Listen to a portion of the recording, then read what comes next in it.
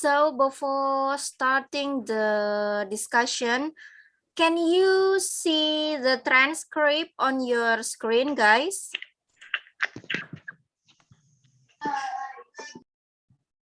Can you Yes, see the Miss. transcript on your screen? Starting the Yes, Miss. Yes, miss. see the transcript.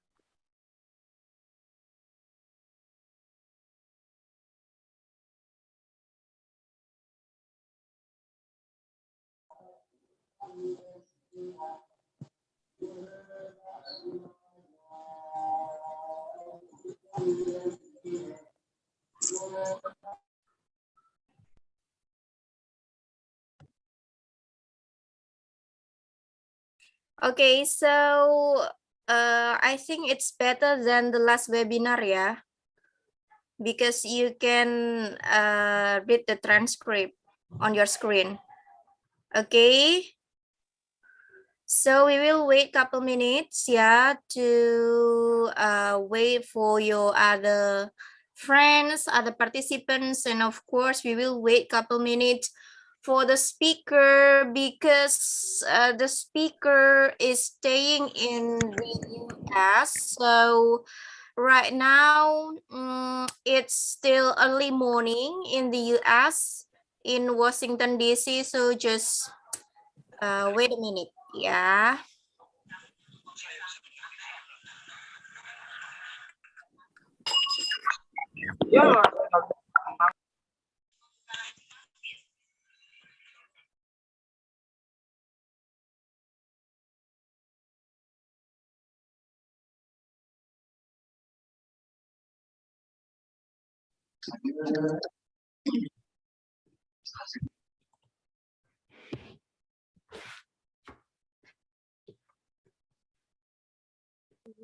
Good morning. Can you hear me?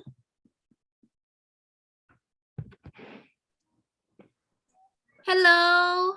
Hi, how are you? I'm fine. What about you? Is everything okay there? Yes, everything is okay. It's super early. Okay, Super early. so we will wait couple minutes. Maybe you need to prepare something. 2 or 3 minutes more. Follow me. Sorry, say that again. Wait. Your screen doesn't move anymore. Mak, sholat gak? Maybe. Your screen doesn't move.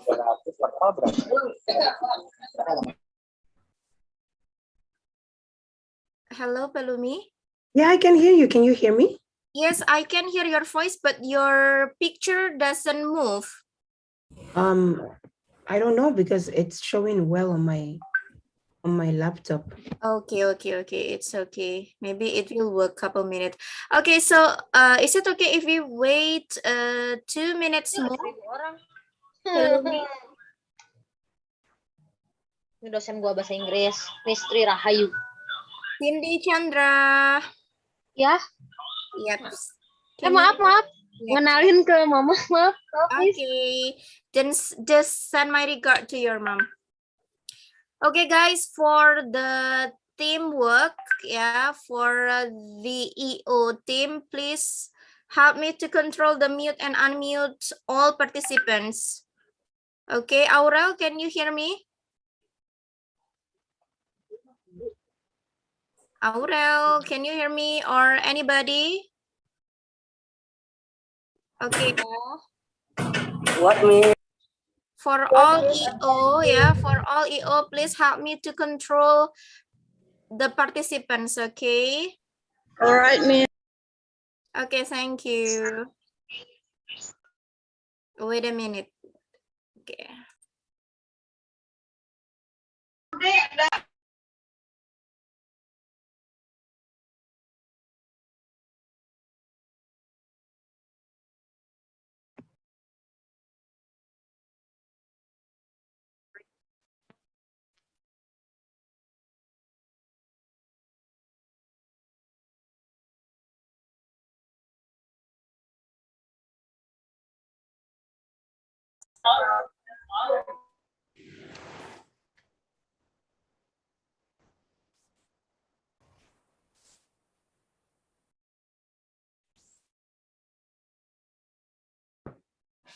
Is it better now? Can you see me well?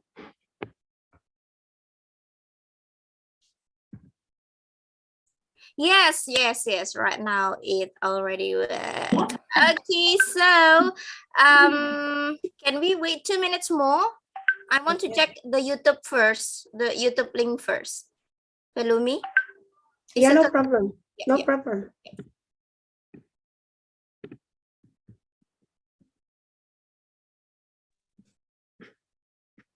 Kamu masukin lagi ke teleponnya malam-malam.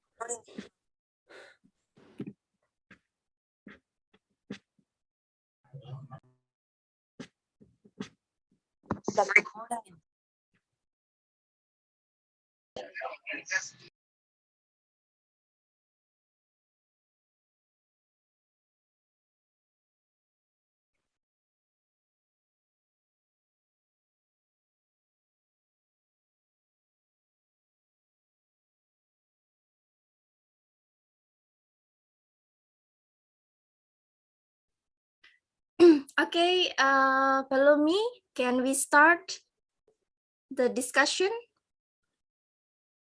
Okay, so yep. Okay, so guys, assalamualaikum warahmatullahi wabarakatuh. Good evening, everybody. Good morning, Pelumi. Yeah, so sorry. So I disturb your early morning time. I'm so sorry for that. And again, thank you very much for your time to come here to share your time, to share your knowledge after this to all participants. So guys, today we have a very interesting discussion. So we have an issue. So it's about American culture between expectation and reality. So in this discussion, we will discuss deeper. Maybe there are so many participants here who have a big dream or who have a big idea or a great perspective about United States. And right now we have a speaker who is staying in the United States right now, and we want to hear whether yes or not, is it true that US is a place for people who have a big dream? Is it true that US is a wonderful land? Okay, so to make it short, I will give opportunity for Pelumi. You may introduce yourself again to make it clear and in detail. And before start the discussion, guys, can you open your camera and say hello to Pelumi? Come on, open your camera and say hello to Pelumi, please. 1, 2, 3. Hello, Miss. Hello. Hello, Miss. Hello, Miss. Hello, Miss. Hello, Hi, Miss. everybody. Hi. Hello, Okay. everyone. Yep. Okay, guys. So again, I want to remind you that Pelumi right now is in Washington, D.C., not in Depok or Bekasi, yeah. So please appreciate her because of her precious time. So just be focused and don't forget to write your vocabulary and your summary. Okay. Thank you. Please. The screen is yours, Pelumi. Thank you very much. Thank you so much, Rayu. You were amazing. I love that you are.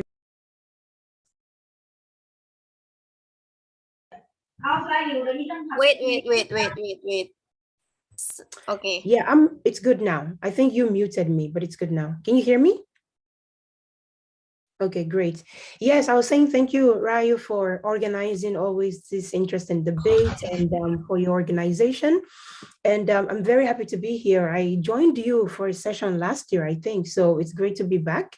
And today, you told me the other day, oh, I want you to speak on American culture. And I was like, well, I'm not American, so I don't know if I'm the best person to speak about this topic, but I think, it's worth a try. And I was thinking about how to structure this conversation today. But before I go into that, let me just make a little presentation about myself. So my name is Pelumi Fadare. I was born in Nigeria, which is a West African country, but I grew up in Spain, in Barcelona, which is in Europe. And I've lived in different countries around the world, actually. I was in Asia, which is, an amazing place. I lived in Taiwan for about 3 months. I was studying Chinese.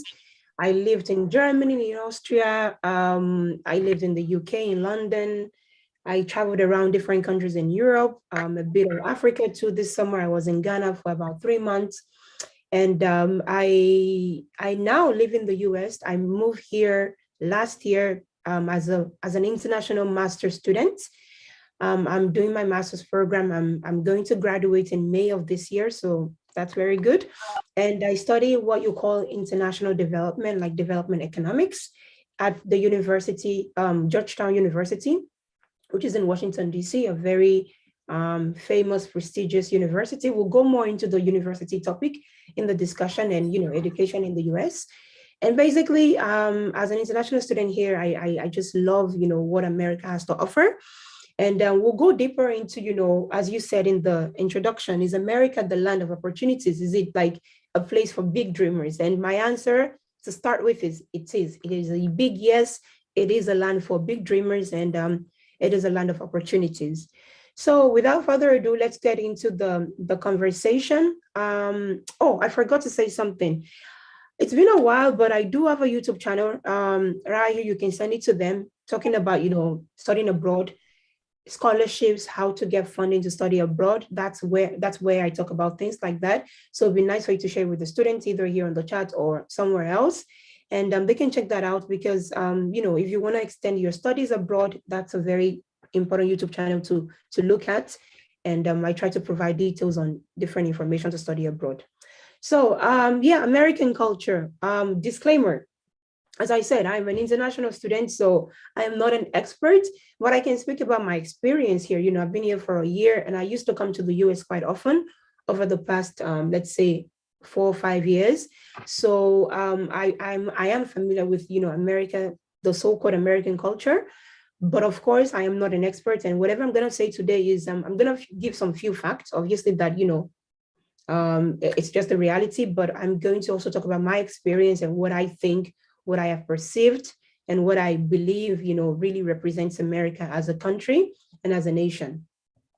So when we talk about culture, right, how do we define culture? Does anybody want to tell me how we define culture? What is culture? Yeah, Alpha? Culture is the identity of a person. Okay. From their background. Okay, identity, background. Thank you so much. Any other person wants to say something? What is culture?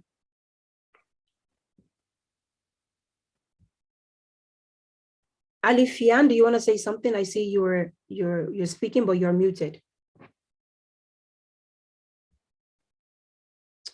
Come on, guys, don't be shy. What's culture? What's culture? Thank you so much, Alpha. That was very good. Identity, background, anything else? Okay, no worries. I will go ahead. So culture basically encompasses different aspects of our society, from religion to food, to what we wear, to how we wear it, to language, to music, to what we believe in. So our beliefs, what we think is good, what we think is bad, how we behave, how we treat others, and many other things. But, in general, religion, languages, identity, as Alpha said. So, culture is a very big topic. So when you tell me to talk about American culture in an hour, first of all, as an international student, I can't say so much because there is a lot to a country and its culture and its identity. So what I'll do is I'll focus on, some general facts. And then I'll focus on the things I've observed and things that I believe are interesting to highlight, mostly on the characteristics and what I call the values of Americans, from what I've observed and what I think, seems to be the reality. So first of all, how big is the US? Do you guys know how big the US is? What is the population of the US? Over 500 million.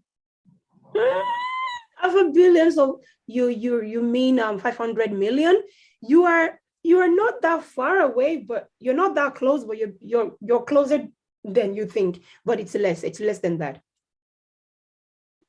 But Maybe 200 million. 200? 200 million. You're close, but it's a bit above that. I think 329 maybe. Oh, wow. Okay. Revi, that was very good. I don't know what date this is, but according to the US Census Bureau, so the earliest one, it's 332 million. So you said 329, so very close. Very good. Please, let's clap for Revi. That was pretty close. Yeah, okay, great. That was pretty close. It's from Google. Oh, you search, that's cheating. But yeah, approximately 329, 332, who knows, something in between. Okay, so that's, with that number, America is the third largest country in the world. Of course, number one is China. What's number two? Number 2 is India. Great. And after India, we have the US. Beautiful. So, and when we talk about the population of the US, right, it's not just one type of people. America is known to be a land, of migration. But of course, let's talk about, the people that were here before, the indigenous people, the Indigenous Americans, we have them. And then we have people coming from different countries from all over the world. The beautiful thing about America is that you can go anywhere in this country and you find people from different places, This country is what they call a melting pot, right? It's very culturally diverse, you can find people from every region in the world. So American culture by default is influenced by different cultures around the world, right? So when you say American culture, you just don't think, oh, one thing, it's the white culture or but what we call the Western culture. No, that would be incorrect. It has some of that, but it's been influenced by so many regions, continents, and countries around the world, okay? So, so we have, Indigenous Americans, Indigenous people, Latin Americans coming from Latin America. So that means we got people coming from Colombia, Ecuador, Peru, even Central America, Costa Rica, Honduras. And then we have people coming from Africa, of course, from different countries, let's say Nigeria, which is, the biggest country in Africa, people coming from Kenya, people coming from South Africa. And then we have, Asians, people coming from even Indonesia, people coming from Taiwan, China, whatever it is in Asia, wherever it is in Asia. And of course, we have people called African Americans who have a very peculiar history in the idea that, I'm not going to go into details, but it's important to highlight. Somebody needs to mute themselves, please.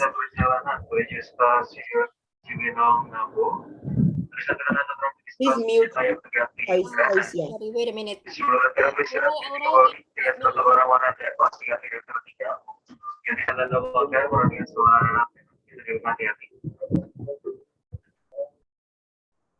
Okay.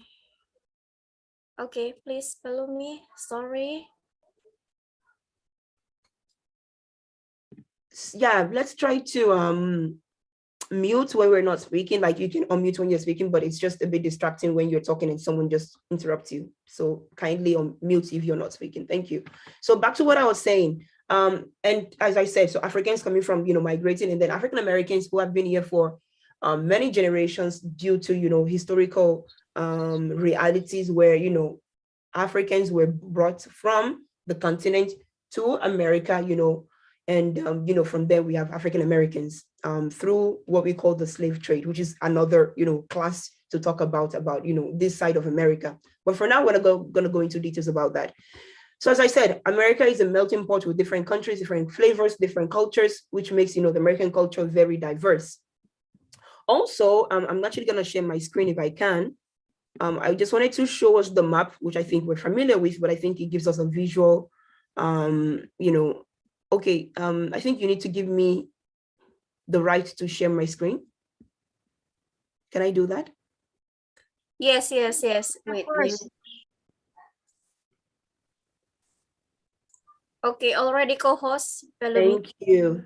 Perfect. So can you see my screen? I literally have the map open because I wanted you to just, see, because I think it's great to have some visuals.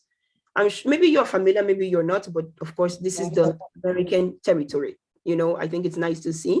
So this is the United States of America, all of this big size. So I am currently here in Washington, D.C., and I'm sure many of you know the biggest cities, right? You guys know New York, maybe Philadelphia, New Jersey. You guys know, of course, in California, Los Angeles here in the West, San Diego, and then some other places in the middle, that some of you might not be familiar with. Even me, I wasn't familiar with Iowa or like South Dakota. I have no idea what's going on here in the country. But I mean, in general, you guys are familiar with the big cities and the biggest cities in the US, right? So when you think of big cities and cities in the US, what do you guys think about? Tell me names of cities you guys know, or what comes to your mind. Just when I'm thinking of you're muted, Alpha. When we're thinking about the United States, my first reaction is New York and LA, because it's of course it is around the world. Yes. Yeah, makes sense. Everybody thinks of New York, but America has a lot more to offer than New York. Any other city you think of? When I think Houston. about United States, I think about Los Angeles, because Nice. there's a Los Angeles Lakers. So Nice. I know it. Nice. Okay. Any other city besides New York and Los Angeles? I also know Houston, New Orleans, Miami, Nice. Portland, Nice. El Paso, Chicago. Okay. So you can see them on the map. Chicago is here. New Orleans is in the south. Know about And then the Portland is Nashville. here. Yes, Nashville. Nashville. Nice. Well, that means you know pretty much. But the interesting thing is that this states, or these cities in this case, are very different, very diverse. So I searched this up.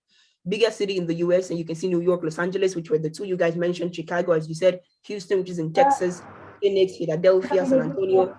So America has so many states and cities to offer that are like more than New York and equally beautiful and full of opportunities. So I'm saying this because when we talk about university and studying in the US, I want you to open your mind and not only limit yourself to think, I'm going to America, I want to go to New York, or I want to go to Washington, D.C. There's so many other states that offer amazing opportunities, and you don't always have to be in New York and Washington. First of all, it's super expensive to be in Washington and to be in New York. So, you might want to consider other possibilities too. Anyways, I'm going to leave that for now and continue with the presentation. So we were talking about cities. We talked about a bit of the culture, the languages. There's an interesting fact I wanted to share with you guys. Do you know what the official language of the US is? Is it English? But I don't think it's English, because it's probably various.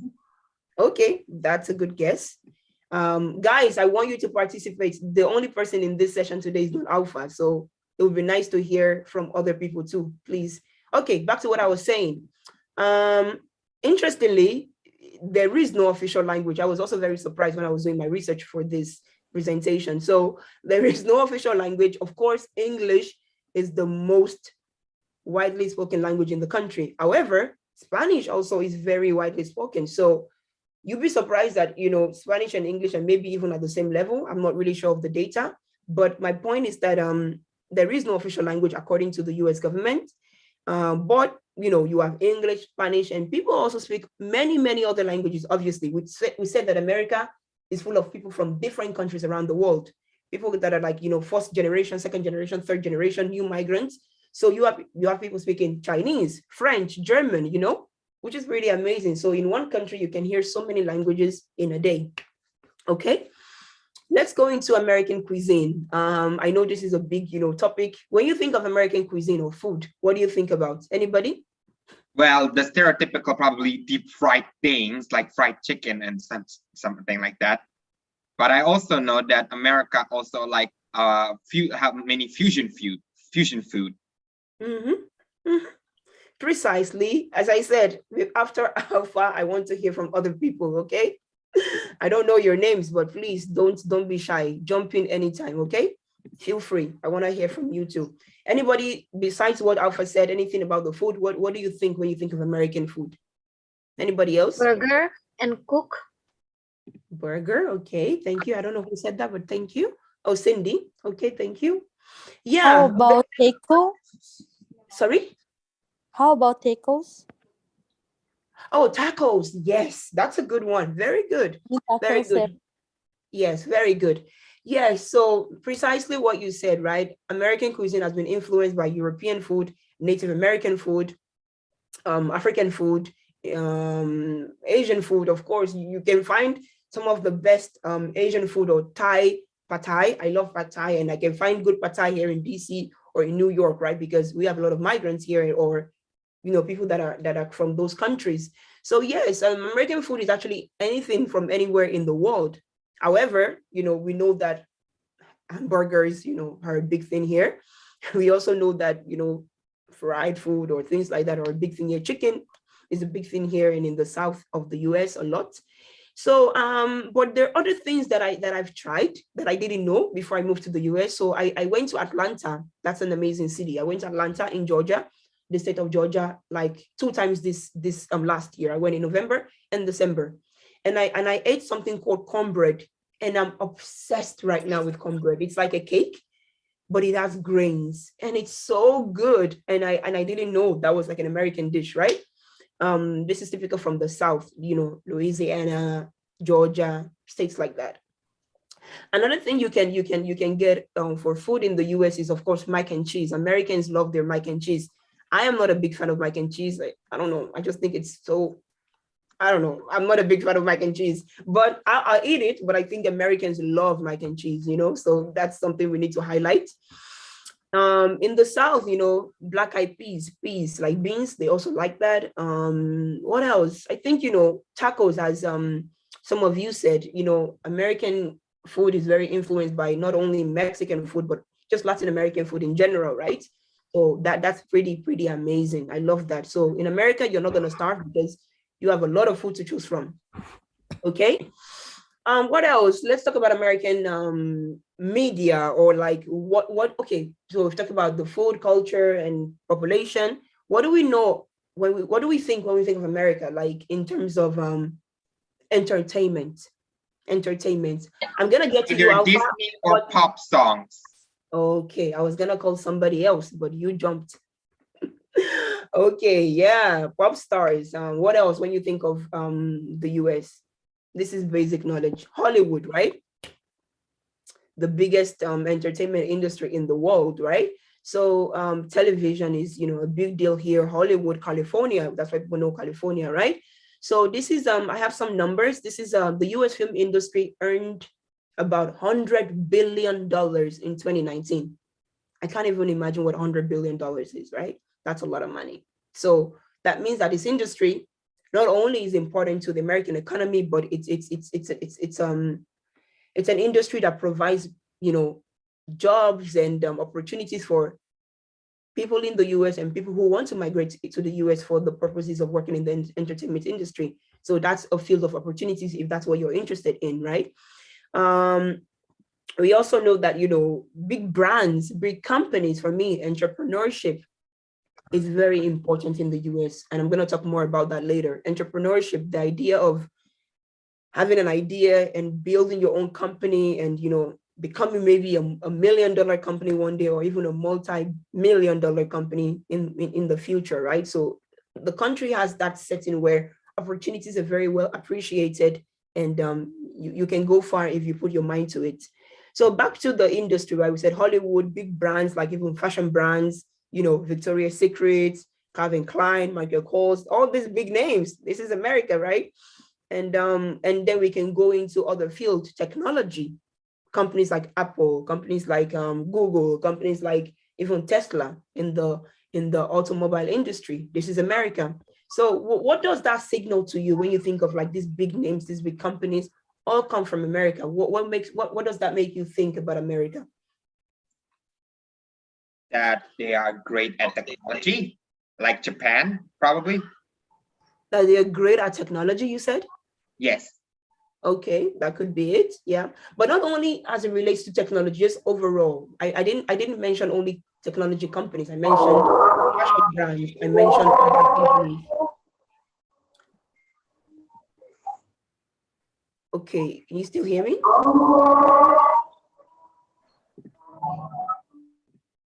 Okay, great. So it means that, you know, the country really has a high level of entrepreneurship. I'll go more into that.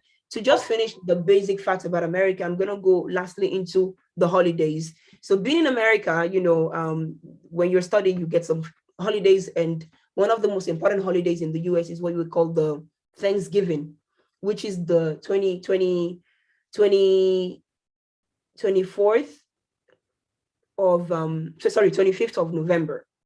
So this day is basically a day that all American homes, they gather together with their family and they eat a big turkey. So this is a very, very American holiday, and I've been able to experience it twice, and it's pretty, you know, interesting, and it's fun just to be around people and food.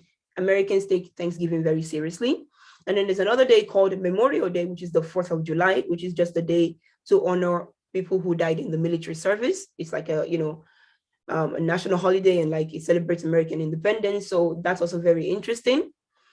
And then let's go into what we were talking about the entrepreneurship. So let me talk about the characteristics of Americans, right? Or what I think I've seen here, and I think, you know, it's quite interesting. Talking about, you know, all those big companies, entrepreneurship, it's the idea that it's a country you come to that you can, you know, really not only learn, but also grow as a person and, you know, make it, you know, become what you've always dreamed about. In my case, I wanted to get a master's degree, and I live in Europe. I grew up in Europe. I could have done it in Europe, but I thought, you know, I want to go somewhere else. Initially, I thought of Asia. I think Asia is quite interesting too, but you know, when you see the, let's say, the rankings of the top universities in the world, best universities in the world, where are they? Yeah. Oh, sorry. Did somebody ask me which country? Yeah, which country that you want to go to Asia? When I wanted to study, I was thinking of China actually, or going back to Taiwan. Yeah, that's what I was thinking about.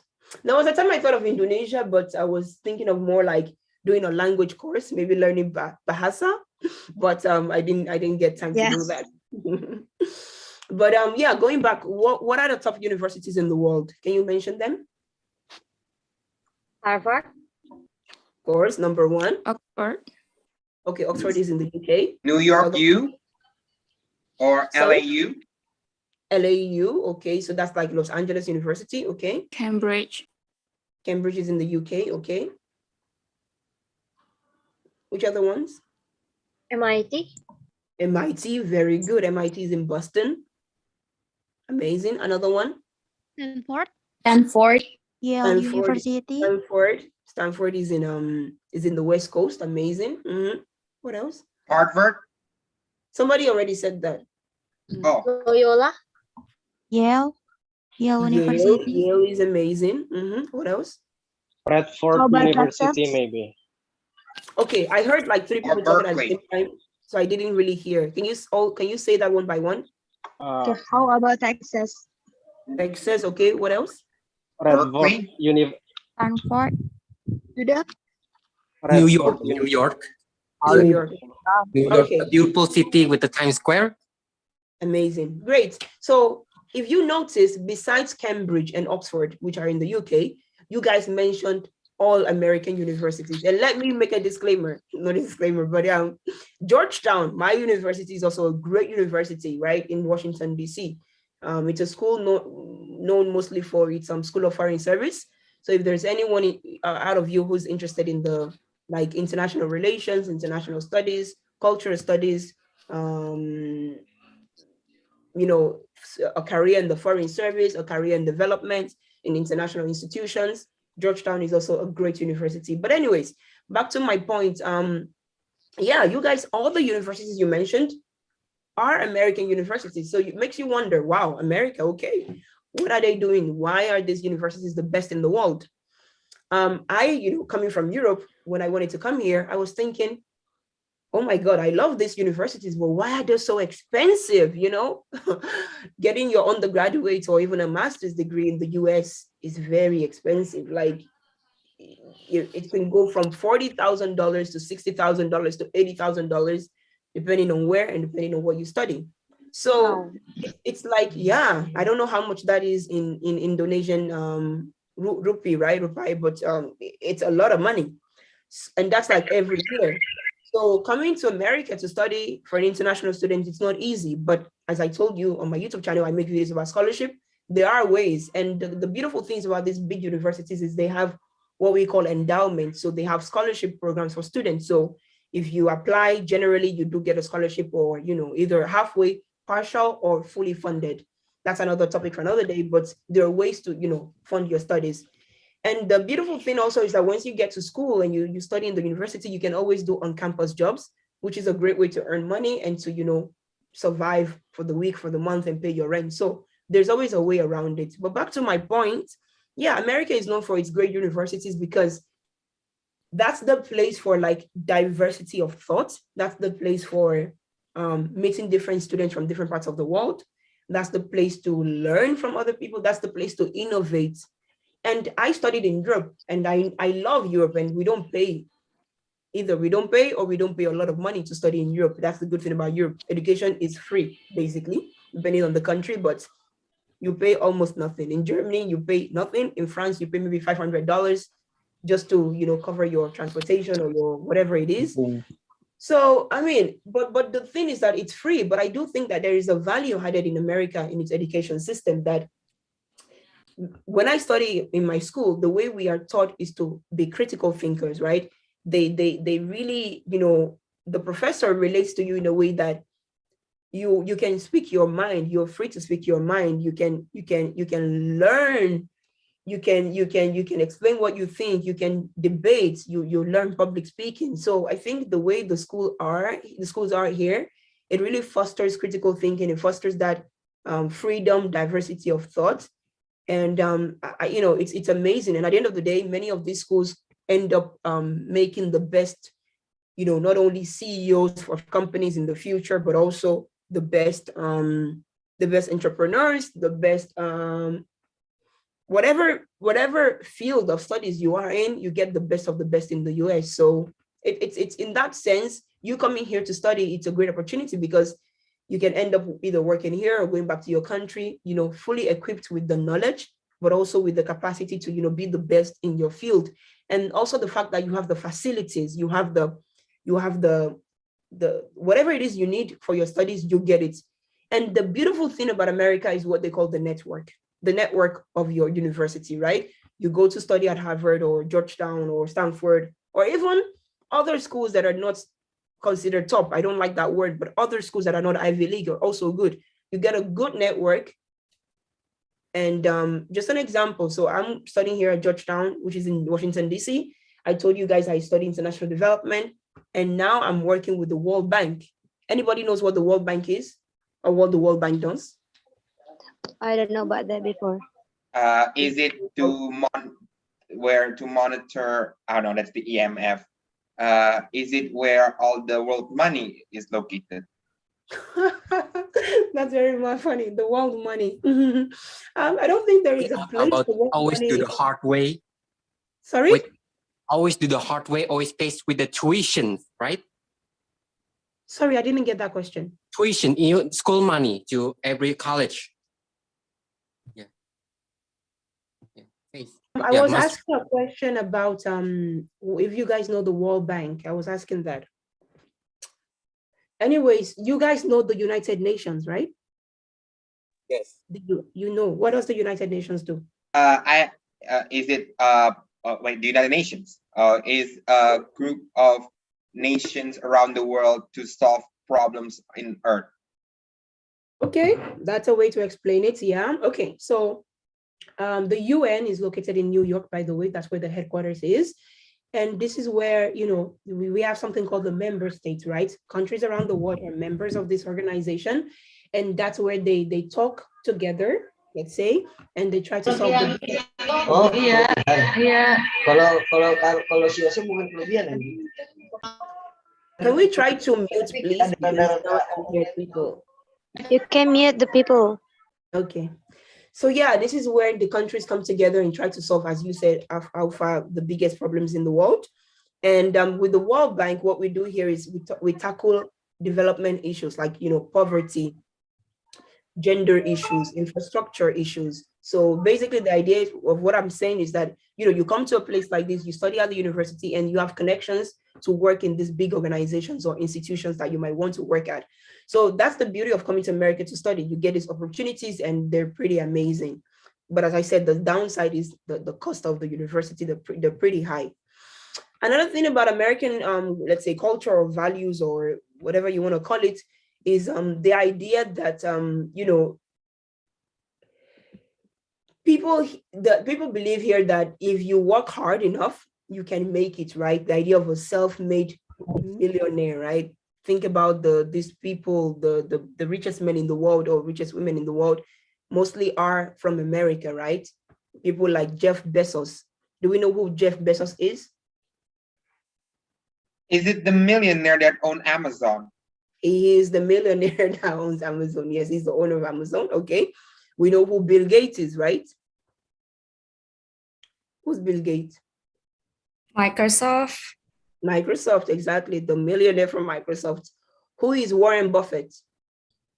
He's basically investing in a lot of companies. No, who is Warren Buffett? Do you guys know Warren Buffett? The number one investor. Investor, American investor. Thank you so much. The number one also, there was a time he was the richest man in the world, but yeah, number one investor in the world. Exactly. Do we know Elon Musk? You mean the CEO Bex hire of Tesla. The owner of Tesla, exactly. Yeah, I'm so sorry that the examples I'm giving you are mostly white men, which is something that I wanted to talk about, right? So, but anyways, the idea is that, these people, they live in America, they're from America, or not, maybe not even from America, but they come to America, establish the companies, they grow, they become big companies, and then become ultimately millionaires, right? I mean, it's not that you will become a millionaire tomorrow, but the idea is that there is a belief in the American system where, you can create ideas, and from that you can, make your money, profits, and you can give back to society. Hopefully you can give back to society, right? For example, Bill Gates and Warren Buffett, gave back through the foundation, right? They have a foundation and they give back money to people and to, different causes. But my point here is it's the belief, the way that Americans believe that, if you work hard or if you have ideas and you work towards it, you can become a millionaire. But, that system can also be flawed because, as you can see, all the examples I gave you, they're mostly, white men. But it's interesting too, because it's a diverse country. So I think there's more space, more room and opportunities for people that are not white men, Asian men, Asian women, black men, black women, Latino men, Latino women, Indigenous men, Indigenous women, to also be part of this, wealth creation, of taking the opportunities and making it big in life. And there are examples, right, that we can see of people that are really doing well and come from different ethnic backgrounds. So America really does, give that opportunity.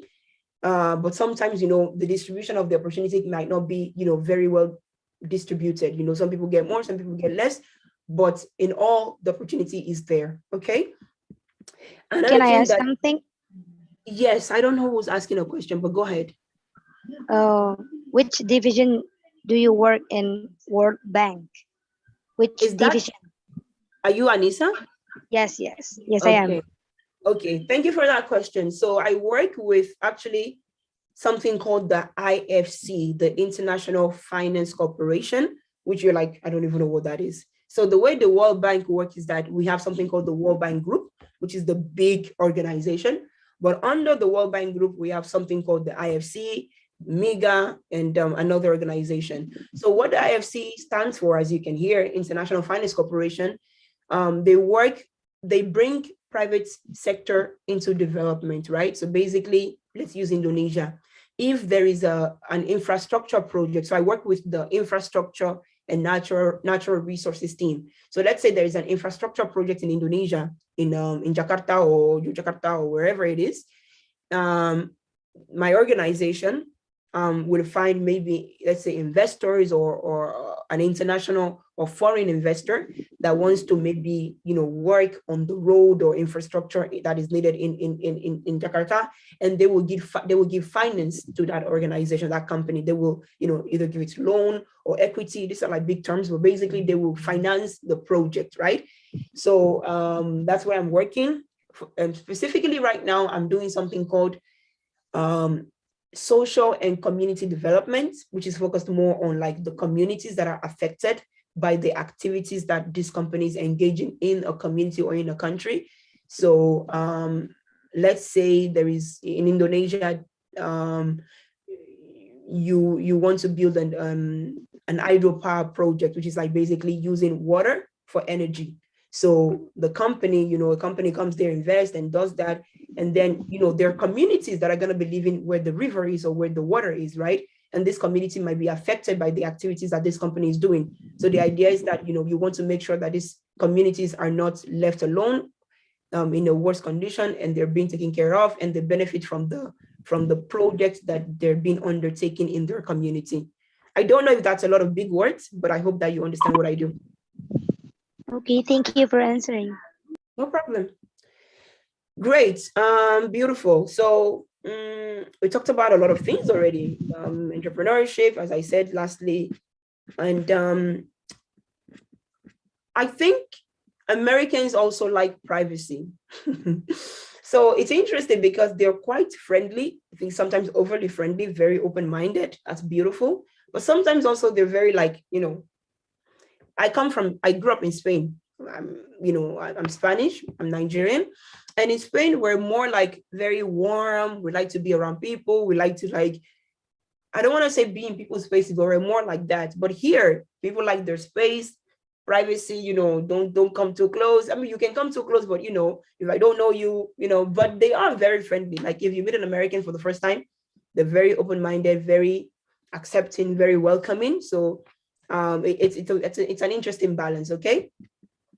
The idea of independence and collaboration is very important in America. So Americans love, let's say in the work setting, in a company, they like someone who's very proactive, which means that you have ideas and you can, propose your ideas. I want to ask you guys a question. Do you guys watch Netflix? Yes, of course. I do. Yes. Do you know a series called there's a new TV show called Emily in Paris? Anybody knows that? Yeah, but I don't watch it. Okay. No, miss. Colin's kid. I watched that. Okay, great. So you know what I'm talking about. So that's an example of what an American is. Maybe it's a bit exaggerated, but generally it's true. So this girl, she's very excited. She comes from Chicago. She goes to Paris, Europe, which is a different culture.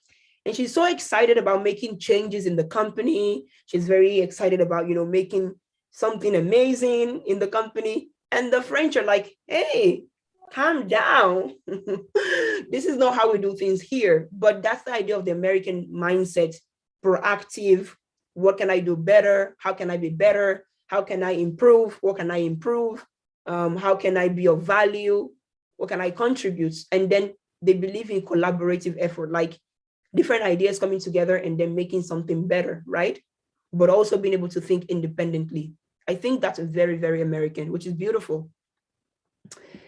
Another value is, I think Americans are practical, which means that they just, realistic. I think this is very general, but let's say generally that's the truth. And then I think the idea, I already talked about this melting pot, people coming from different places. And critical, I talked about being critical.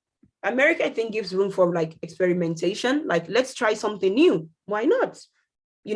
That's why it is one of the most innovative countries in the world. And that's why all these companies are here, or mostly here, because they're innovative. It's a country that allows you to experiment, to try new things. And they also tell you that in the universities anyways. And I think if you're also different, it's welcomed. I think generally if you're a different mindset, different person, it's not frowned upon, it's generally welcome. So that's a good thing. Americans like to be direct, I think, and they want you to go to the point. Like if you're saying something, if you're explaining something, if you're talking about something, go to the point. Like don't give me details. You can give me the details later, but tell me what you want to say in a concise manner. So maybe, if you come from a country that is more, reserved, more like, we don't say things too directly because we don't want to hurt people's feelings, you might get a cultural shock, but you'll be fine. What else? I didn't want to talk about this one, but I think it's important because, we need to talk about current affairs. Democracy, is an important value, I think, of the US. So I don't want to talk about politics because I'm not an expert. So I prefer not to talk about that.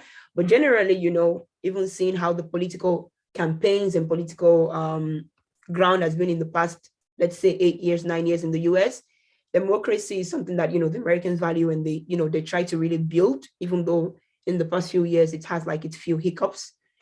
And I think I've covered a lot already. And as I said, it's an idea of, it's a country of technically the free, and opportunities are here. And if you can make use of the opportunities, you can definitely going back to the question Ryu was asking, your dreams can come true in America. But I have to say that it doesn't mean that your dreams cannot come true anywhere else in the world. What makes America special, it is the environment, right? It has that space for you to grow, and some countries don't have that. But I don't think that you cannot become a millionaire in your country too, or you cannot become successful in your country. Also, success is not measured by money, right? It's measured by other things, impacts in people's life. You can be successful anywhere in the world, but America does have, its fair share of opportunities and the environment that allows you to grow and to be who you are and to explore. So my story, I came here, I wanted to study in my program, I study, and now I work in this organization. And for sure, I don't think I would be here in this World Bank and what I do now if I hadn't moved to the US, right? Because I knew that I wanted to work in a specific industry, in a specific, space, and I needed to move here to realize my full potential. So yeah, of course, there's some ugly sides to America, but I prefer you guys to ask me the questions than me saying them, because I don't want to give you like, a very negative view of America. What I've said now has been very positive, but I have to be cognizant that this is not a perfect country like any country in the world. Of course not. There are many, many issues. And I can just mention some few, right? The fact that there's migration in this country, it's beautiful and it's needed. But also that means that some people don't like the fact that America is so open and migration is it's at the backbone of the economy, right? So sometimes, not sometimes, you have racial issues here in America for sure. If you're not a white person, sometimes you can have a difficult time, depending on the state, depending on the country, on the state and the city. So America is not perfect, but I think it's a country that hopefully is learning and every day and trying to be better every day. And you can see online with different movements, with the Black Lives Matters movement. Anybody knows about the Black Lives Matters movement? Yes. Yes. What is it about?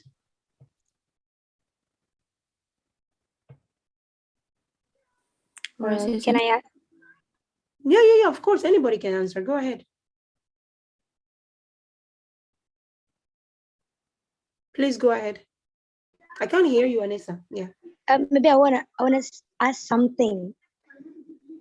It might be a little bit sensitive. Can I ask? I will try my best to answer, but yeah. Okay, if some of students from Indonesia that maybe like Muslim wants to come to America, how about American thinking about Muslim for this? What can I say? Yeah, I think I get your question. Yeah. Period, because in the past, some American thinking about bad for Muslim people. So how about now when the Muslim people wants to come to America? What their expression about them? So thank you for your question. Again, not a disclaimer, but just I have to say, I am not an expert, you know, so whatever I say from a personal experience and what I think. And I think, you know, the best person that can give you a better answer is someone who's a Muslim, who's in maybe Indonesian, that has come through the experience and can give you a more, you know, relevant answer. But I can try to answer as a migrant, you know, I migrated to this country too. I think America is interesting. There are like two sides to it, right? The very, let's say, open-minded, free, they don't care, like, you know, everybody can be here, everybody's okay, I have no problem with anybody type of mindset. And then the other ones who are more like, they find it difficult to accept people, or they have preconceived stereotypes or bias against other people, either based on their color or their ethnicity or their religion, right? That exists too. Generally speaking, in big cities like New York, Washington, and other places, I don't think this is a big issue because everybody's from everywhere anyways, right? So you being Muslim doesn't make any difference, you know? You've been a Christian doesn't make any difference. You've been Hindu doesn't make any difference. So I think generally it should not be a problem, but of course it doesn't mean that you go to other places in the country and you find, you know, problems with this, right? Well, I think, you know, Americans, because, you know, the way the media goes, when 9/11 happened, you guys know 9/11, right? Yes. Yeah, when that happened, I think Americans were very afraid. Of course, that was a very terrible thing that happened in the country. And, you know, there was like a bit of, I don't want to say anti-Muslim, but just, you know, a not so positive sentiments towards Muslims in general, right? Regardless of where you're coming from. But of course, it's been what? It's been 11, 12 years, you know, so I think, you know, now I don't think people remember because it's a very, you know, important day, but I think it's not as tense as it was in that moment. And then moving away from the people, let's talk about politics, right? Politically, depending on, you know, what party you have governing the country, you know, they make what we call policies, right? Let's say migration policies. And sometimes, you know, they make policies that are not favorable for Muslim migrants, for example. And they're like, no, we don't want you to come to the country and you cannot come because of the migration policies. So sometimes that happens, but thank God now with the new president, that doesn't seem to be the case. The country is more open. It doesn't mean that migrating to America is easy. It's always difficult, you know, but if you come as a student, it should be fairly easy. And so I think the answer in a nutshell is basically that it depends, but I wouldn't come to America thinking that, you know, I will have problems or something bad is going to happen to me. I don't think about it. I think you come here with an open mind and you live your experiences day to day. You live a normal life. And sometimes you find very nasty people, but that's anywhere in the world. And sometimes you find very beautiful, great people that you never expected. And I think, you know, America and anywhere in the world has that, great people and very bad people. So it's just general. Okay, I hope that answers your question. Oh, thank you so much. No problem. Any other? So I think, yeah, basically, I'm actually done with my presentation. So let's open the floor to Q&As, okay? Okay. I hope you enjoyed that. Hello, me. Okay, so let's go to the discussion Q&A session. But before that, there are some people who want to share or respond your sharing station. Bayu Septo. Okay. Is it okay, Pelumi? You said questions? Yeah, no problem. Respond. Just there are some people who ever visited US, so I will give opportunity for her to share her experience. Oh, for sure, for sure. Okay, Keisa, can you hear me, Keisa? Hello, everyone can hear my voice? Yes, can you open your camera anyway? I already did. Okay, please, time is yours. Okay, so a good morning, Washington, D.C. time, Palumi, and good afternoon to everyone. So I'm going to introduce myself first. My name is Gabriela Keisha. I was a student in National University, majoring in international relations, and I am in 7th semester right now. And the episode, what I'm going to share is actually my personal experiences. I just got back home from the USA, especially in the New York City. I lived there for about at least 2 months. I stayed there because my father was in the US. He lived in Connecticut. And also I really enjoy New York as well. Like let me say, New York City is the best city and people want to come there, and then experience is the good thing in New York City. But as your presentation, I really enjoy what you're presenting to us, especially we are Indonesian. We are, not really know how knowledge USA different with expectation, different with our expectation and then reality. So I came to the US in last year, summer 2021. I experienced this very well. And then one thing that you have to know about USA or New York City is actually the people really not what I expecting. I mean, Plumi said, USA people love privacy, and that is the truth about USA people. They don't mind our business, they don't care about us, they just care about their self and they enjoy their life, and that's the USA thing.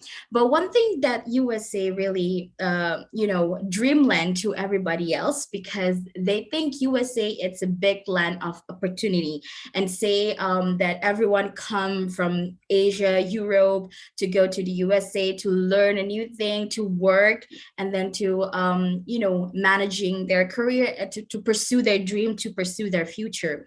And then for you guys who really want to go to the USA, my experiences, do not come to New York alone. That's a pro tip, because you will get tired, and you will you will see how New York City, how USA is different. When I first came arrive in the USA, in the JFK, I realized that New York City is a dream, but when I lived there for like 5 days, I feel it's a different thing. Like the perspective on yourself that USA or American people is really, a bit racist.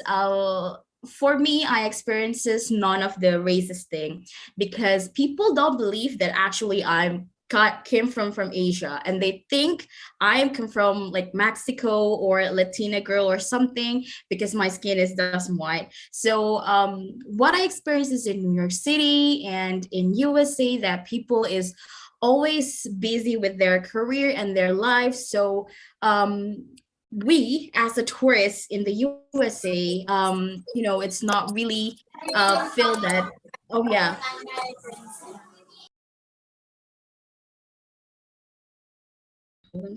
So what people experiences in the US, what I experiences in the US is actually, I want to share you guys that if you want to go to the US, make sure that you know what is your destinations. Like if you want to go to USA, you want to go just to the New York or Washington, D.C. or other state. So if you want to go to city, what I call a dreamland in New York City, then make sure that you know what is your purpose. Go to there. If you want to visit something, go to library statue, or anything else. Yes, is there any questions?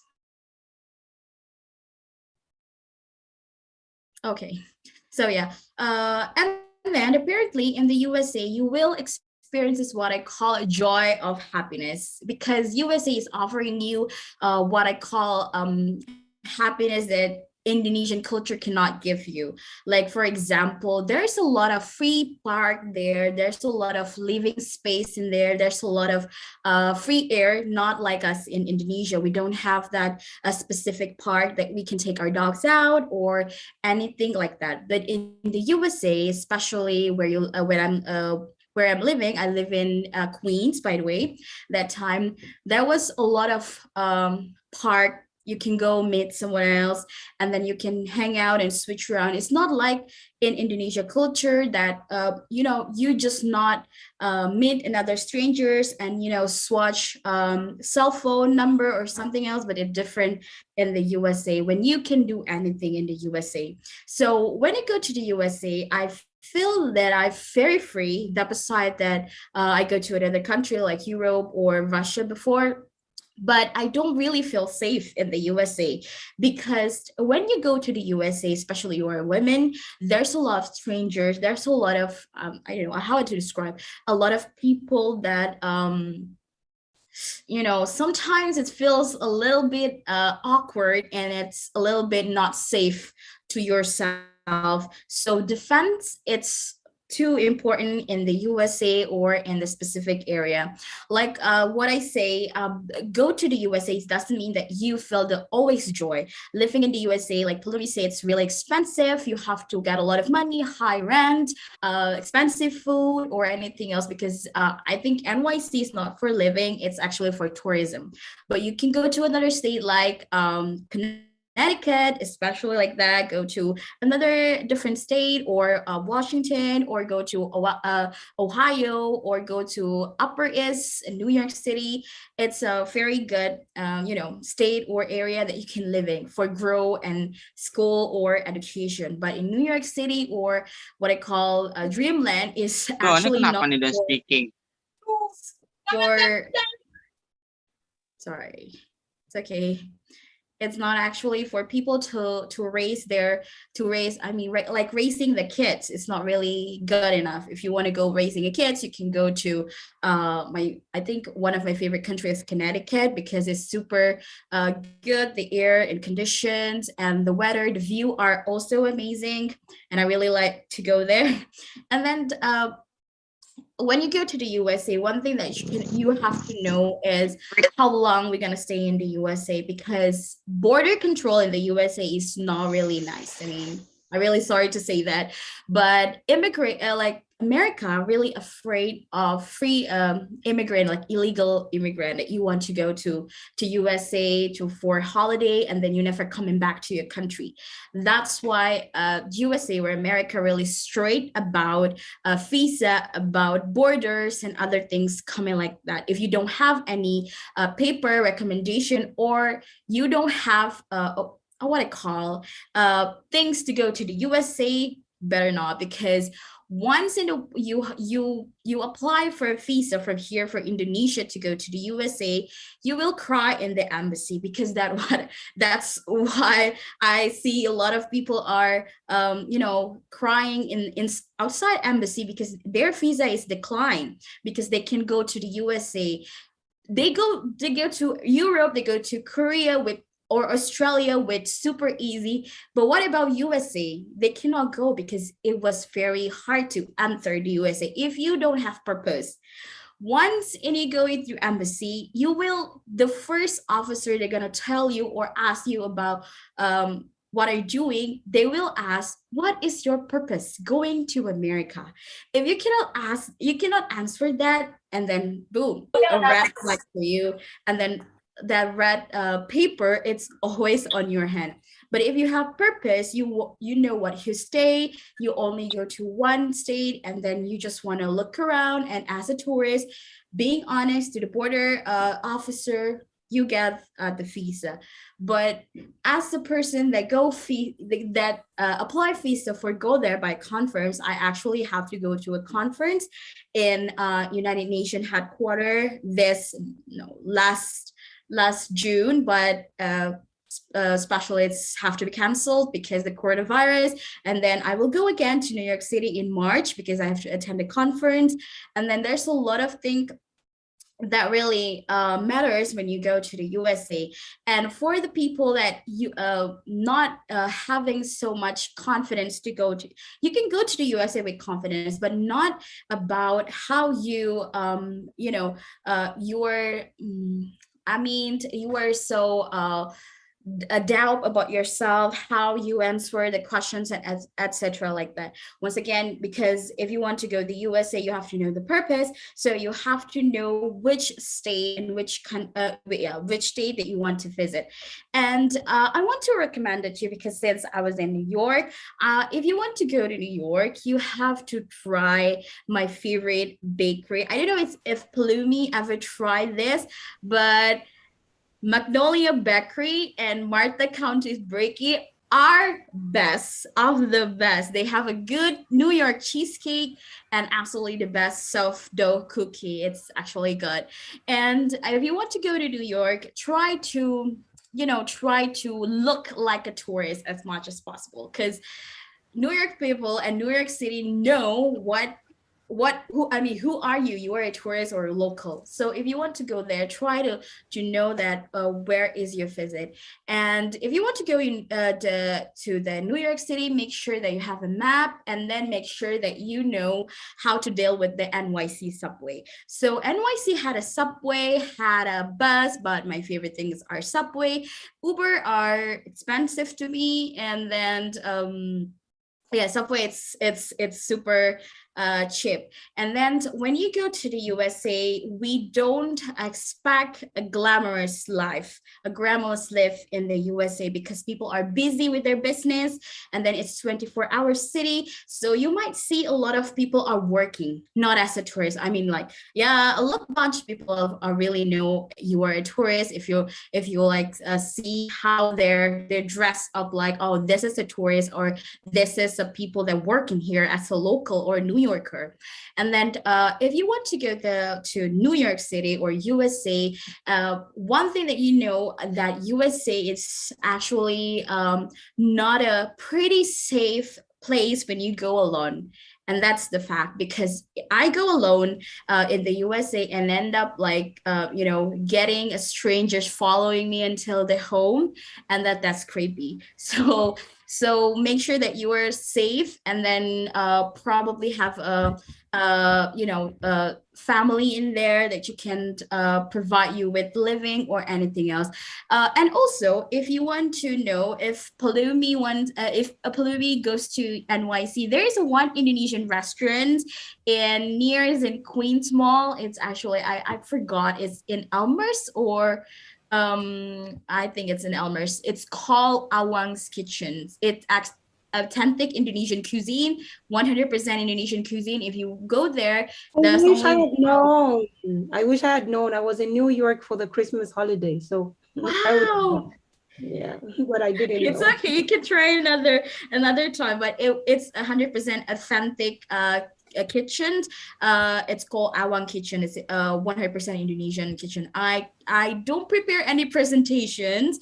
I don't have any picture in here about the presentations, because Ms. Sri Rahayu is suddenly texting me in the morning and say, can you share your things with us about USA? But also you can see through my Instagram. I'm going to type in here because I already do things in the highlight. So if you see my Instagram, there was a lot of highlight in my Instagram in the USA, in the Europe, in the Russia, or in Singapore. I travel often, so you can go and see how a good place if you visit Europe, if you visit USA, or you visit Russia. But my experiences about USA is actually a dreamland. It's like a dream come true. It's actually one of my biggest dream I ever ever experiences.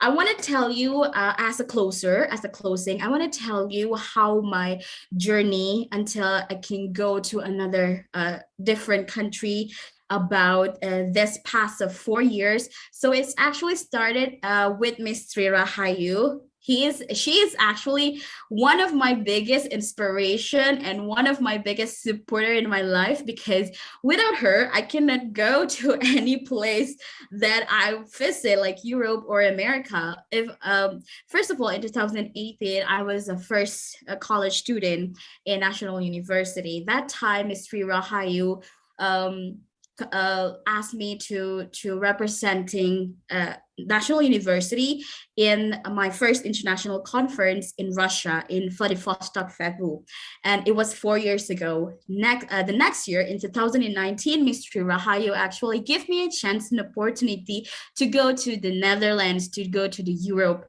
representing Indonesia with, if you know Nessie Judge, if you know her, I was with her the whole time in the conference and the forum in Netherlands. We met in the Netherlands, and then we became friends since then.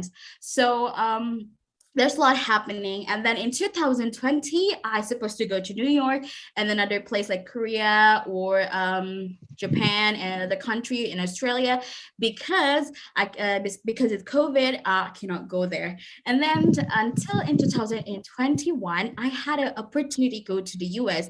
And also, I had a chance to representing National University. I actually part-time and Center for Australian Study in National University. If you were in National University, you already know what CFIS or Center for Australian Study.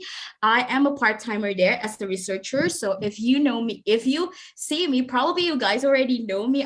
I always being master of ceremony in every event in FISIP. So if you know me, just say hi. So like that. And then in this opportunity, a lot of my life is changing. And then that's what I do as a person to share my experiences with you guys.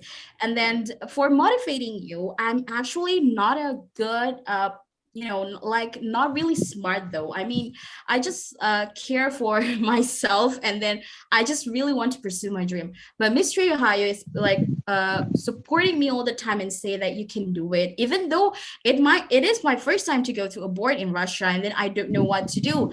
But one thing that I know is when you want to pursue your dream, you have to realize that you have potential in yourself, and then you have to encourage yourself that you can do anything according to your will, and then God will do the rest. And ensure yourself has the spirit to know that it was the time, it was the moment that I have to pursue my dream to becoming a better version of me.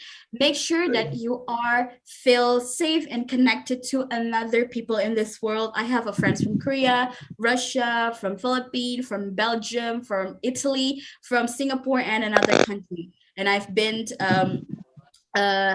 friends from around the country, and then when I go to visit their country, I seems I don't really confuse at all, because I can call them, or I can just text them or DM them, and then like, oh yeah, it's going to be a great time and a great things you have to do with your friends. And then once again, if you want to pursue your dreams, you have to achieve with your heart. Pure as a heart isn't needed to. And then one thing again, that if you know Columbia University, I actually signed up for their scholarship, and then it is I'm going to pursue my master's degrees in Columbia University in international organizations and negotiations in 2023. So you have to pursue your dream, pursue whatever you want, and be who you are. So that is very short sharing sessions with me. I hope you guys find me well. You can find me on Instagram, and it is nice to see you and have a great chat with you, especially Palumi, our guest today. Really inspire me to having a dream again, since you were come from Europe, you were come from Spain, you were raising in Spain, you go to USA and pursue your master degree, and also you work for World Bank. Oh my God, that's what I really like it. I really want to go to work in the United Nations someday, and it is like, someone has showing me a really original dream that she pursued. And thank you so much, Palumi, for inspiring me. And that's it for me. Thank you so much, guys. Okay, Wow, your story very long very and sounds like much. you look more American than Indonesian, right? Yep, thank you, Keisa. Just for your information that one of my inspiration is Pelumi because she traveled a lot, much more a lot than me, Keisa. So I'm just nothing. Okay, Pelumi, I still want to give another short chance for a man here, Mr. Lukman. So Mr. Lukman is a lecturer here, is a cultural lecturer here. Please, Mr. Lukman. You want to say something? You want to respond, or I give respond session first before question. Respond, please. Okay, thank you so much, Mr. Rahayu. Perhaps I don't want to give comments to the speaker. I think Kezia have presented some things that's very, very good and very completely. And I think I don't mind to give additional explanation or comments on from Miss, what's our speaker names? Is it Pelumi? Pelumi. Ah, yeah. It's so complicated explanation about United States, and it's very useful for us in Indonesia. Perhaps most of us have have imaginations, and not only imagination. I think we have some detailed descriptions about United States. Yeah, I think it's enough for me. Thank you. Okay, thank you, Mr. Lukman. Okay, Pelumi, you want to respond first? Yeah, I'm gonna try to rephrase the question because I didn't really understand. Is the question about the UN? I think I didn't understand the question. If you can. Just they just respond. The question from who? From Keisa or from who? Was there a question from Mr. Lukman, or there was no question? No question. Okay. Yeah, just respond. Okay, now I open Q&A session, guys. So anyone who want to ask a question, please raise your hand. Open your mic. Yeah, open your mic first. If for you who are still shy, you can chat. You can type your question on your chat box. For you who want to speak directly to Pelumi, open your mic. So I give opportunity to Alpha first, please. Hello, my name is Alpha Rejani. I have a question to Miss Pelumi. Yes, my first question is, when you arrive to the US, what is your first impression when you touch down and land your feet into the ground on America? That's a funny question. The first time was not when I moved last year. I'd been to the US a few times before that. I used to go to New York quite often. So the first time, very, very interesting. I came to the US when I was 18, 2014, and it was through an international essay contest. Let me explain about it, because sometimes it's still ongoing, and if I can find the link, I'll share with Ryu in case you guys are interested. It was about actually multiculturalism and multilingualism. Before I started studying economics or development, I was a student of linguistics, so language studies, and I studied intercultural studies in Spain. So I was very, very fascinated by languages, cultures, and things like that. So there was this international essay launched by the UN and ELS, which is like English as second language, or ESL. And I applied when I was 18. I was like, well, let me give it a shot, who knows? And the prize was a trip to New York, fully funded. And I did it. I was like, I'm gonna do it. And I won. I was part of the 60 winners that won and went to the US that summer for a week. We had a speech at the UN. So back to your question. So when I landed, The first thing I remember was the humidity. Humidity. New York is very humid in the summer, and also Washington, like the East Coast is very humid. So I arrived, I was like, oh my God, the smell and the humidity. So that was really the first thing that I remember. But besides that, I just remember seeing the Statue of Liberty, and it's quite interesting. It was very fun. I was very excited. Then we went to Princeton, which is where we, I think, not Princeton, sorry, we went to a university called Adelphi University, which is like, I can't remember where exactly in New York it's located, but I think it's Manhattan. And of course, Manhattan is quite impressive, like it's huge, like all the skyscrapers. It's one of the most beautiful views and skyscrapers in the world, if not the most. And yeah, it was very nice. But I remember the first thing was the humidity and the heat in New York, very humid. Okay, I think also a follow-up question. What is the first dish you ever eaten in the US? I can't remember. I can't remember what was the first thing I ate in the US. I don't remember, honestly. Maybe a hamburger, but I don't remember. It wasn't that special, to be honest, if I don't remember. So I don't remember. Okay, thank you. No problem, dear. Okay, thank you for the second question. Salsabila, please. Thank you, Alpha. Hello, good morning. Can you open your camera? Can I ask?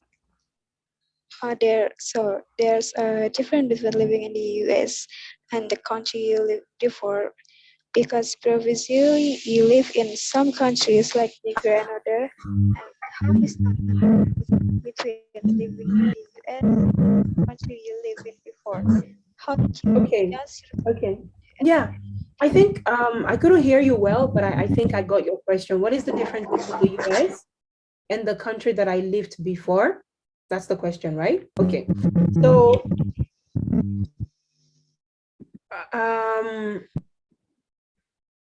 I'm thinking of the country I lived in, because I lived in different countries before, but let's say where I grew up, Spain, right? How does Spain differ to, or how does Europe differ to America?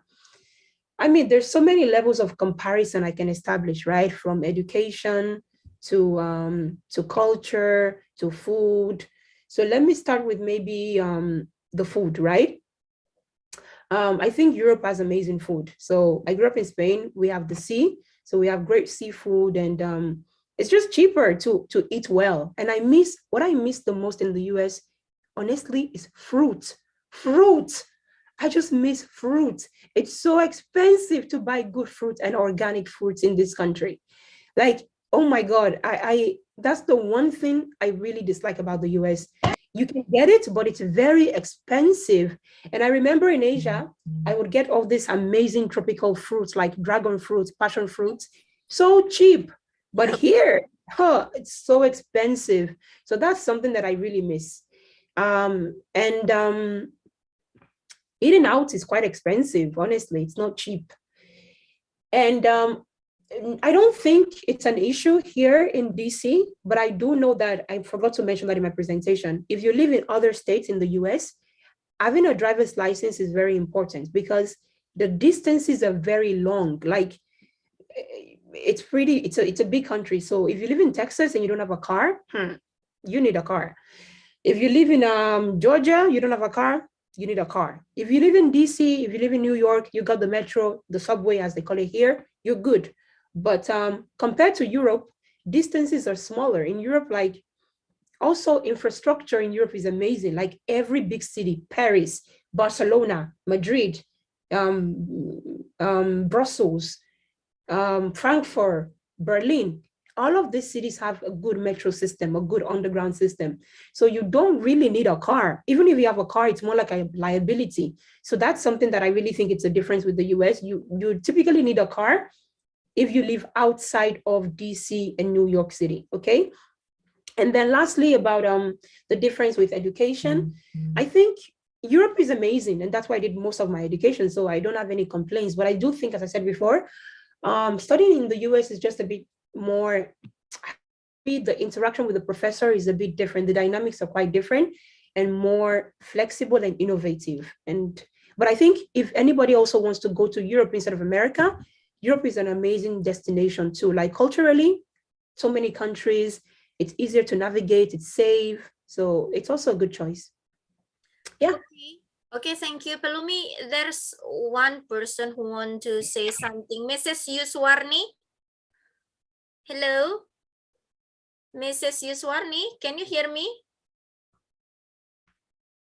Okay, it seems she is still busy, Mr. Lukman. Okay, we go later after this. Okay, I still open Q&A. Anyone? Jason, sorry, Ethan. Please make it short. Ethan, what's your question? I have a question. Do you have a risk when you arrive in America? Do you have risk to make many friends with the white people, right? With the blonde and the blue eye, right? Especially you live in Barcelona. Yeah. I don't know if that's a funny question. No, I mean, honestly, blue eyes, green eyes, gray eyes, red eyes, it doesn't matter. We're all humans. It doesn't matter. I don't think I as a person, I'm very open-minded.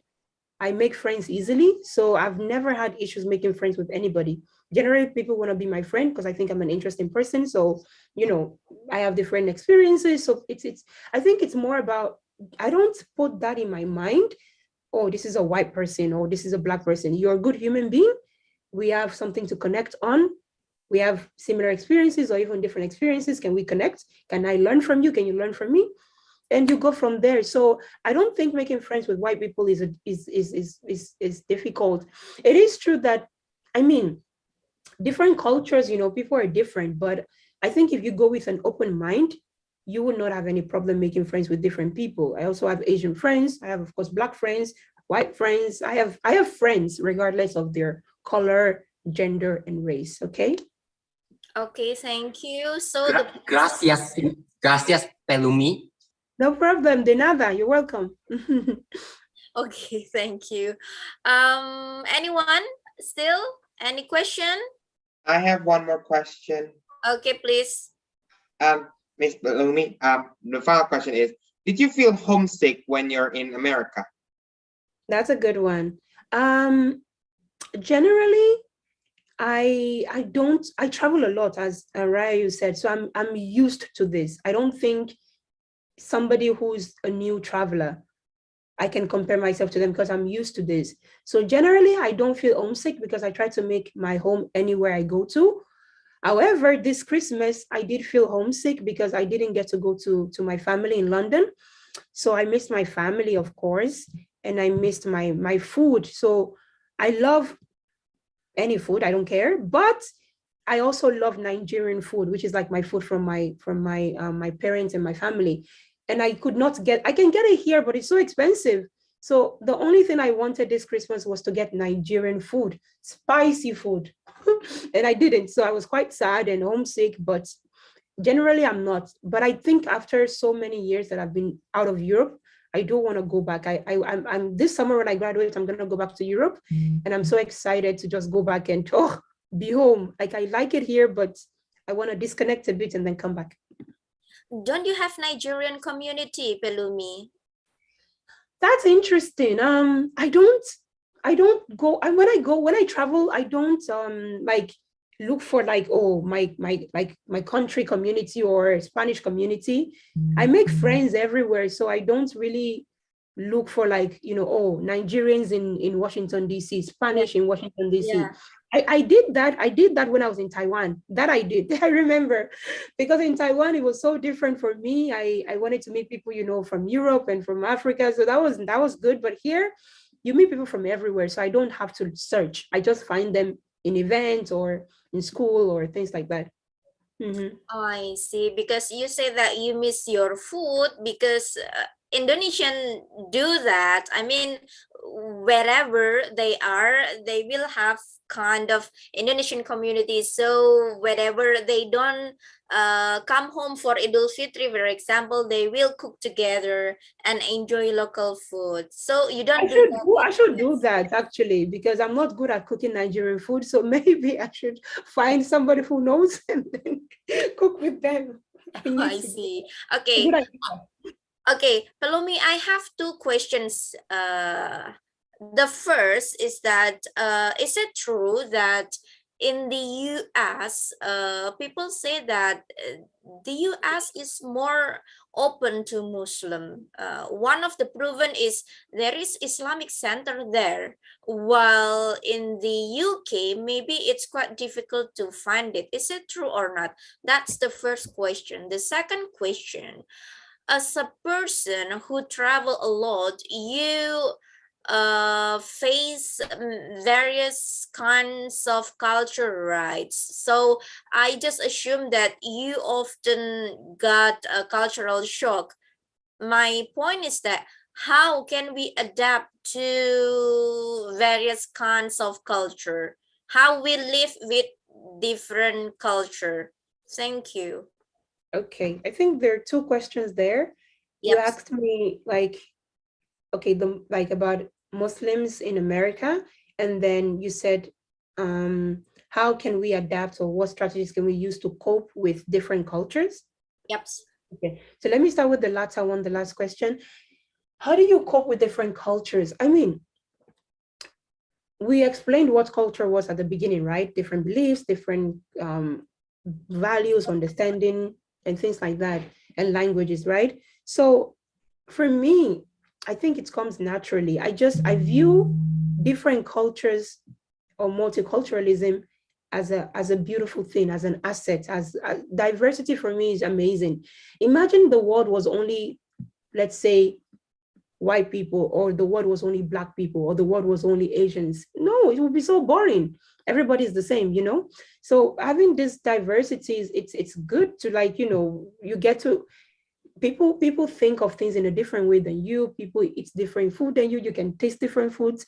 People dance differently. People enjoy different music. So I think the diversity is a blessing for us. And Indonesia, your country, is an example of that, right? You guys have how many islands and how many languages and how many culture, ethnic groups. That's beautiful.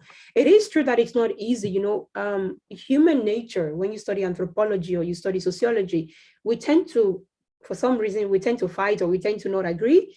But I think, you know, the way I can't say as a society, but as individuals, is for you to remain curious, right? Like genuinely maintain your curiosity. Like you move to the US, or you move to another country, or you travel to another country, you ask, you know, how people, like the guy who asked me a question, he said gracias. That's nice, because that means he's trying to learn Spanish, you know? And that's how you connect with people.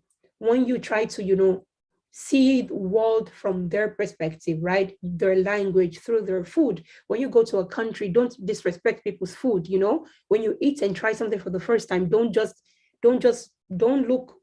make it look bad, you know?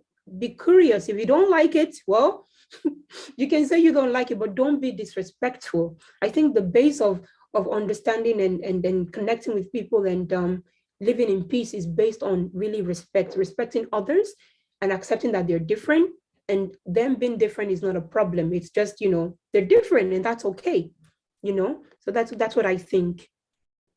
Okay, thank you very much. I will call, wait a minute, I will call again. Mrs. Yuswarni, already here? Okay, not yet.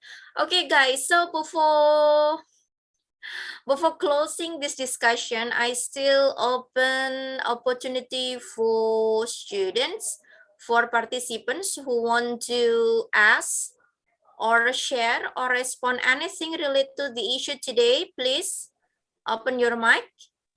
Anyone? Yes, Ms. Rahayu, if you let me to respond a bit about how people or Indonesia or as a Muslim comes to the US. So apparently USA is actually one of the biggest country that people are came by. But when my experiences, I come to the USA, I live in Queens, it's actually 69th Street. There was a community in 69th Street, there's a lot of community like Mexican, like Ecuadorians. We also have Indian people, Bengali, Pakistan, Afghanistan people that live there. So when you ask, is there any Muslim friendly, or is a Muslim community to the US? And the answer is yes. If you go to 69th Street, there we have like a huge mosque near to the church. It's actually Indian mosque, but I mean, a Muslim can use there to have a Salat prayer or anything else. They usually have a Quran prayer in daytime or in nighttime. And then if you go to Manhattan, and then if you go to another different area, like if you go downtown, when you go to the downtown, there's a huge community in the downtown New York. Let's call it Muslim community love New York, and there people go there. If you want to go to a Friday prayer, there's also a lot of mosques in there. And if you think a lot of New Yorker people are not Muslim, and you are wrong, because a lot of immigrants is actually a Muslim, 100% Muslim, from Afghanistan, from Pakistan, and especially when I go to the US, it's actually Afghanistan, Afghanistan thing, and it's destroy Afghanistan, and there's a lot of immigrant or Afghanistan people come. And then yes, we do have a lot of community Muslim in USA. And my father said, because my father lived in Connecticut, my father said that Connecticut also had a big community Muslim, for which Muslim people from around the world, another country came and then said their prayer. And then for Eid al-Fitri, for Eid al-Adha, they came from a different state to come to celebrate with local food and local dishes. And by the way, in the USA, it also had a lot community from another country, like Indonesian. We also had like Indonesian church, Indonesian temple, and anything else that beside your religion. So it really, grateful the opportunity if you go to the US. One thing that I really love about US is their diversity, their connections, and their respect to each other each other religion. And even though they don't have religions like atheist or agnostic, they still appreciate it because it's your own belief. And I really love to see the culture like that. So it's my response. Thank you, Ms. Rahayu. Okay, thank you very much, Keisa. Okay, it seems no one want to ask or respond. So I want to ask Miss. Okay, I want to ask to. You open your camera, Revi. I'm sorry, I cannot. I'm sorry, I cannot. Well, so my question is for Miss Palumi is, how can you study in United States? Maybe you get a scholarship or something, maybe. Yeah, for sure. Yeah, scholarship is of course the way, unless you want to pay the full tuition yourself. That's a lot of money. So yeah, as I said in my presentation, there are ways to get scholarships, and I guess it depends on the university, right? But the idea is some of them are partial scholarships and some of them are full tuition. So okay, in my case, for example, I got partial tuition from the program, so from the university itself. But also you can get external scholarship or external funding, which I also did to balance up the payments, right? And as I said, that's what I do, and I talk about it in my YouTube channel. So there are many websites, like databases for scholarships that are very, very detailed and amazing that I shared in some of my videos, which I'll link here in the chat. And what you can also do is there are different types of fundings, right? For example, school government scholarships. So I'm sure, for example, like with any country, Indonesia has an agreement, bilateral agreement with the US. For example, the Fulbright program, which is like it sponsors students to study in the US, but that's for masters. So I don't know what level you guys are in. If you're undergraduates, you wouldn't be able to get the Fulbright for undergraduates. I think I might be wrong, but there are other fundings from like foundations that will support your tuition as an international student, both maybe Indonesian foundations or American foundations. Another way to sponsor your studies is through, let's say you maybe some research program that the university will fund itself to support you, or at least pay half of your tuition.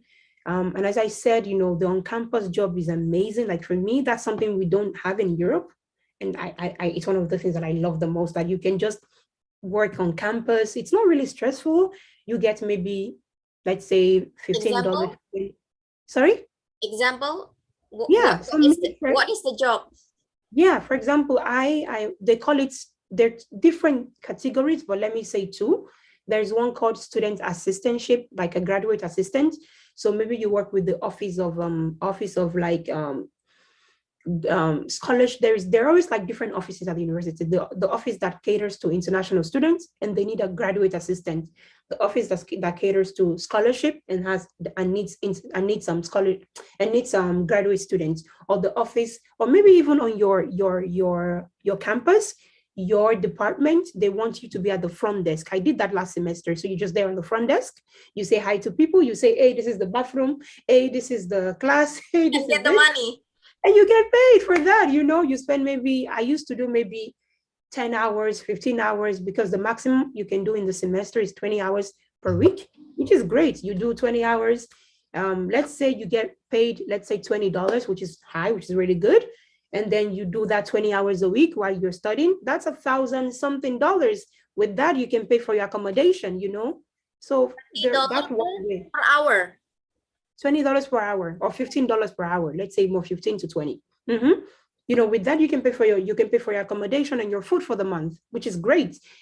And then, as I said, university has funding, foundations, and then the graduate program itself, or the government scholarships, right? So there are ways to it, and just need to really be what do you call that? You have to be persistent, and it's not easy. I've worked in the scholarship field for many years, more than 7 years now, because that's my passion. That's why I created a YouTube channel. It's not easy, and some people think you have to be the best student in the world. I mean, you do have to be a good student, that's why it's a merit-based scholarship, but sometimes they have something called financial aid, which is like based on your family income. So there are ways to fund your studies. You just have to be really diligent about it and find ways. Okay. Okay, thank you very much. Thank you. Okay, thank you, Refi. Anyone before we close the discussion? No one? Okay, I think, would you like to give a kind of closing statement, Palumi?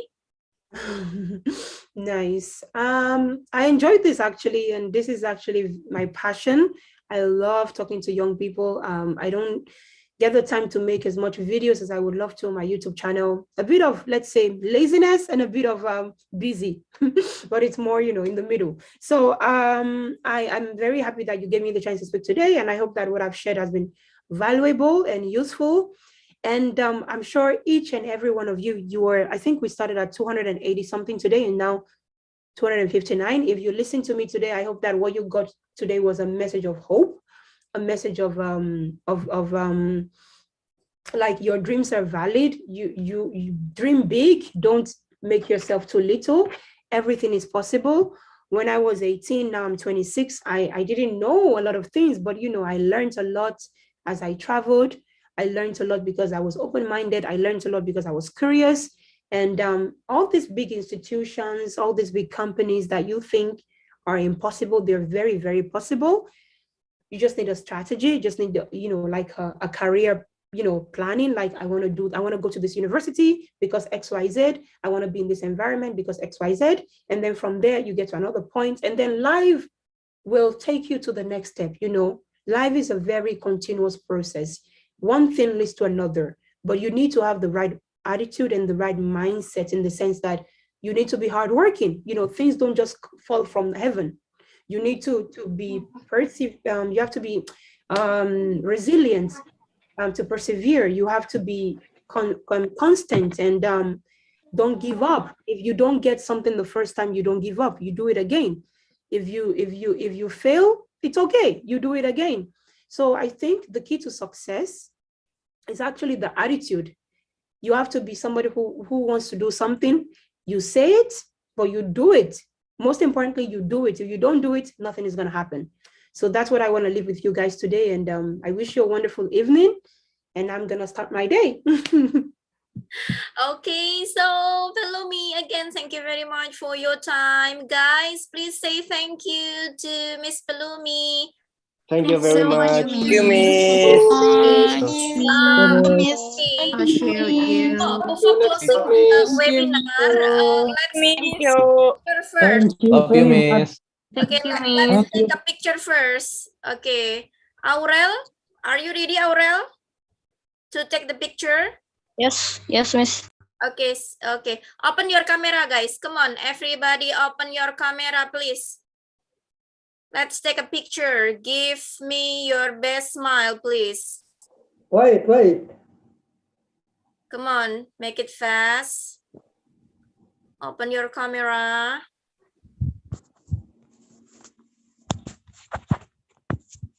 Okay, make it fast. Aurel, please. Silakan dipandu. Oke, slide pertama.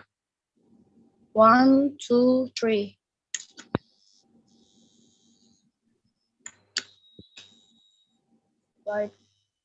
Slide kedua. 1, 2, 3.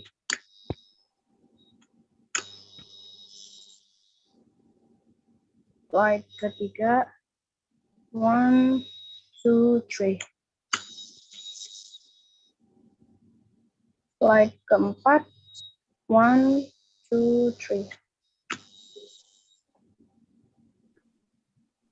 Finish. Slide kelima. 10 slide, Miss. Oh my God. Slide kelima.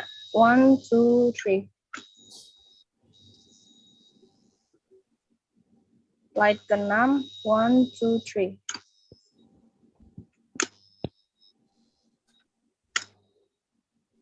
Slide ketujuh. 1, 2, 3.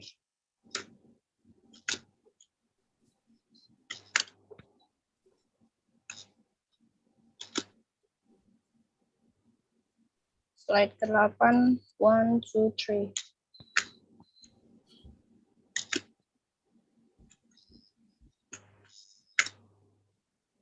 Slide ke-9, 1, 2, 3.